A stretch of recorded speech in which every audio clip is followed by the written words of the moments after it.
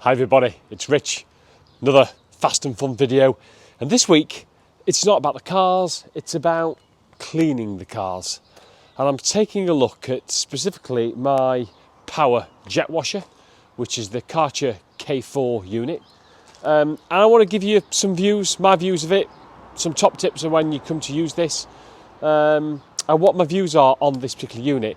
I think power washing, jet washing, has become more and more mainstream over the last couple of years now. More people are switching to these types of units, and one of the clear benefits with using these is that it's quite non-invasive in regard to you're not just putting a hose pipe on, then getting your washing mitt onto the surface of the vehicle, because any dirty vehicle, as you can see here, there will be lots of dirt, grit, bits, debris on that surface. And what the last thing you want to do is a hose pipe won't get it off.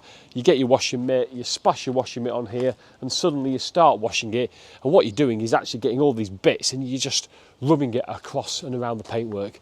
So this is where power washers have become more mainstream, really. There's loads to choose from. Karcher, I'm no expert, Karcher seems to be the default. It seems to be the go-to brand. They've got a really broad range for most people's budgets. The K2's the sort of the starter one at around about £100, going up to, I think it's the K7 that's about 500. And these are all rough values because there's lots of attachments that come with all these. So generally speaking, the K4 mid-range sits in the region of £200 depending on what attachments you buy with it. But first top tip here is I didn't get mine through Karcher brand new. I went to Karcher Outlet. So the outlet, and it's an official part of Karcher website. Go to the outlet. There they provide heavily discounted units for probably around about 2/3 of the new price. They will be nearly new, there may be seconds, there may have been faulty units that have been returned, unwanted units that have been returned, there may be some very, very light marks on these units, but my K4 I got for £130 rather than £200, so a massive saving there. In theory, if I'd have gone brand new, it would have been for a K2, but for the same price, I've got the K4 unit for, I say, about £130. And the best thing is, if you go to the outlet, it comes with the same Karcher warranty as if you'd bought it brand new. So for me, if there's a few light marks, you'll know when you start using one of these units, they get marked, they get scratched straight away. So do you know what? Who cares? Slight use, and I've got myself there a K4 for only £130. Let me just show you some of the features then of the Karcher K4. So the unit itself comes with the main lance here. It's just trigger gun, so press the trigger, and then there's an attachment here that you just put in through a 90-degree twist, and it locks in position. And the features on this here, there's an illustration there that tells you what power setting you've got your water on, and that's governed by the end part here where it says hard, soft, so you can have it hard going that way or soft if you go clockwise. So that governs the speed of the water that comes out, and it's, as I say, it's a very simple 90 degrees in and out attachment fitting. The hose itself isn't great in truth. It's quite easy to tangle up, so just be aware of that. But I'll just roll this out to get it out of the way. You've then got the power cable. So obviously that's your water out, and then at the front of the unit you've got your hose pipe fit, which literally you just fit one of these hose pipe attachments, plug your hose pipe straight on. That's simple enough. And then you've got your main off on switch. It's just an off on switch there. And this extendable handle here for using it with the wheels to roll the Karcher unit around once you are washing. What I tend to do is just use this carry handle here and actually pick the unit up. It is quite heavy. The only thing I have noticed, let me just flick you on. So when I first picked up the unit, what I did notice is that this here, this is the main water feed to the lance. It's held on by this little metal clip, and the clip here was just coming apart, and and it was just blowing off the unit all the time. So what I've done, as you can see, I've just got some garden wire, wrapped it around very loosely, and what that does, that's just holds that retaining clip in, so this unit now is really, really secure and won't come off. So for the car, that all you get is the standard lance. But to use snow foam, and whichever snow foam products you use, you're going to need one of these. So I went for, and this is a snow lance, I went for a Autoglim, and I'm not sponsored by Autoglim at all, but most of my products are Autoglim. So I went one of these. Main reason is it's sort of all copper metal fittings. It got quite good reviews, and I've been really pleased with it so far. It simply attaches, let me just show you. Here's the lance, here's your snow lance, and it just goes in the same way, 90 degrees, push it in, rotate, and that is it fitted. Two attachments on here. At the top you'll see this knurled knob, which actually controls the amount of mixture you want adding to the water flow, because obviously water's coming through the main part here, and it's adding the mixture you've put in here, so that controls the water flow and the mixture. I generally have that on maximum, and that's what I've been using, so that rarely gets changed. And then the other one is the end. So this whole purple assembly here rotates, okay, and that changes, and I'm not sure if you can see that. That changes in the middle. These, can you see how that opens and closes? I generally have it on very close, and what that does, the spray that comes out of your snow lance, it changes that pattern. And what if you have it quite close together but not quite touching, you get a nice fan spray. And then the final products you need are the mixtures, so the solutions that you're going to add in for your cleaning of the car. A pre-wash I use, again all mine are Autoglim, but again there's many options out there, but Autoglim Polar Blast I use.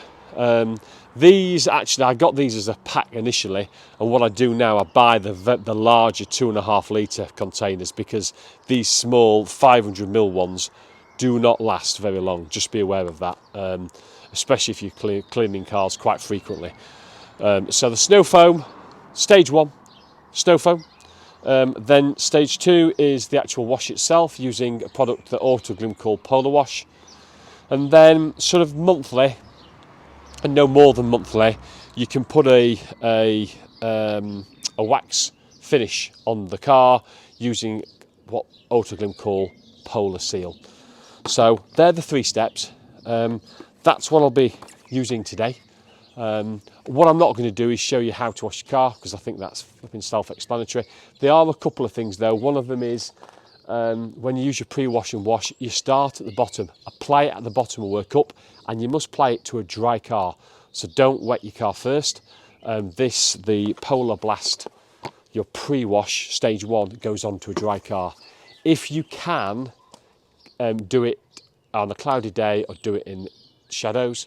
As you can see, start the video and suddenly the sun's come out now, but most of the car's in the shadow at the moment, so it's not too bad. And that's just to prevent spotting, etc., dry spotting, because it'll just dry out quicker.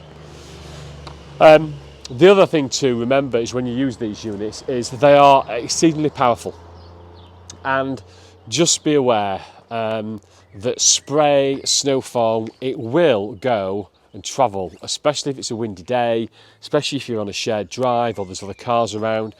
I normally shut my garage doors. Some of the other cars on the drive will get some contamination from these products, I just hose them down after. But again, it's worth noting, because should you be with other people's cars, then they may not want their car splashing. So just be aware when you use these power washers, you need a little bit of space. And say if it's a windy day, it's even worse. So just be cognizant of that fact. Once the hose is connected and you've plugged in your electrical socket as well, before you switch the unit on, also just press the trigger and just to get water into the unit. So before you switch it on, do that, and that makes sure you've got water inside your unit for cooling, especially for the motor. What you don't want to be doing is switching it on when there's still no water feed, because that can lead to problems. So that's good. We're now ready to connect the snow foam. I'll do the snow foam mix, connect it, and we can put the first stage 1 pre-wash onto the car.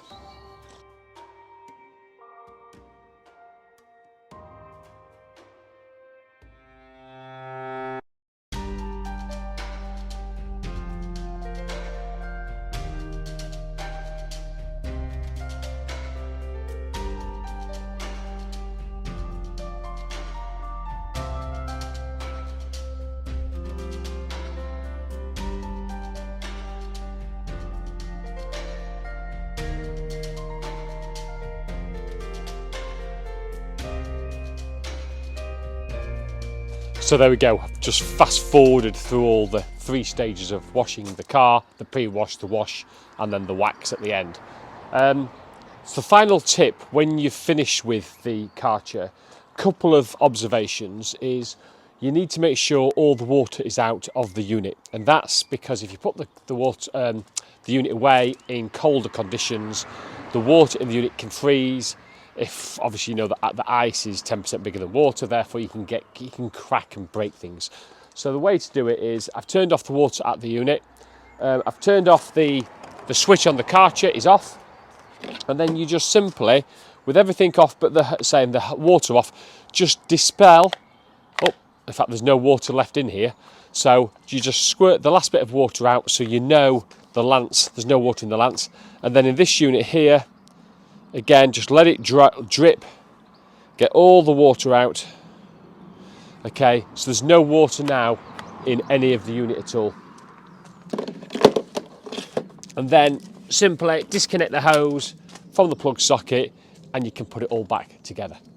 What's my review of the Karcher K4 then? What do I think of the unit itself?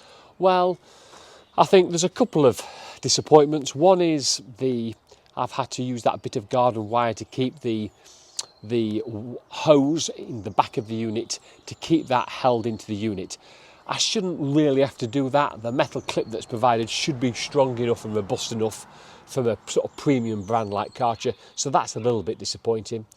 But the biggest issue I've got is the hose material itself. So what the lance is connected to, this hose material, it's about 8 meters long. It's quite firm. It doesn't bend very easily. It kinks quite easily, and it's okay for me. I can manage it. Relatively large drive. I can roll it all out, and I've got the space. But if I was doing it on a single drive with a neighbour's car next door, I could imagine it could be quite annoying. Certainly for the hose hitting the side of the car, I could imagine that happening. So you'd probably want to look at changing that hose. And the question is, if you're buying a sort of a so-called premium brand like Karcher, should you be having to change that hose? So they're probably the couple of negatives. I think the positives with it though, so far, it's really powerful. I mean, this K4, and it's really powerful. It feels like it's a well-made bit of kit. And it's doing what it says on the tin. So it's providing that high power, it provides a nice fan, the adjustability of the end nozzle, and it's simple to use as well. There you go, bit different this week, not the normal cars, but I've got something special next week, a very, very special car. Hope you enjoyed it. If you did, thumbs up please, subscribe here somewhere, and stay tuned. Another video coming up next week. Thanks for watching.